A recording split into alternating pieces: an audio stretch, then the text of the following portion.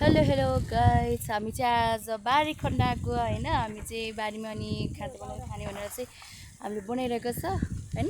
हामी चाहिँ खनेको सकेको छ खाजा चाहिँ हामीले ठ्याक्क लगाएर आज मासु भुटेर खाना लागेको। माइजूले बनाइदिनु हुन्छ। कस्तो भएको छ माइजू? एकदम धेरै पहिला पहिलाको याद के हैन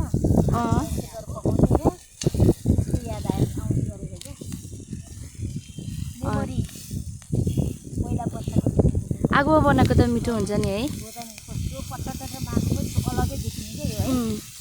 ग्यासमा पकाएको भन्दा इन्डक्सन चुलोमा भन्दा यो पहिलाको इन्डक्सन चुलो यो धेरै राम्रो के यो अलग्गै के स्वादै अलग्गै हुन्छ के।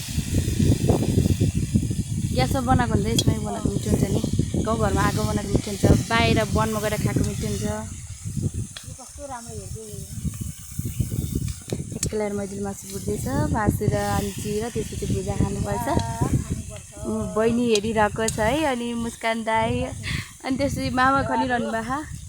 मामा धेरै मेहनती हुन्छ, धेरै काम गर्नुभएको। मैले चाहिँ सकिसकेर बसेको है। सकिसकेर अनि खाएको पनि देखाउँछु ट्याक्क लगाएर।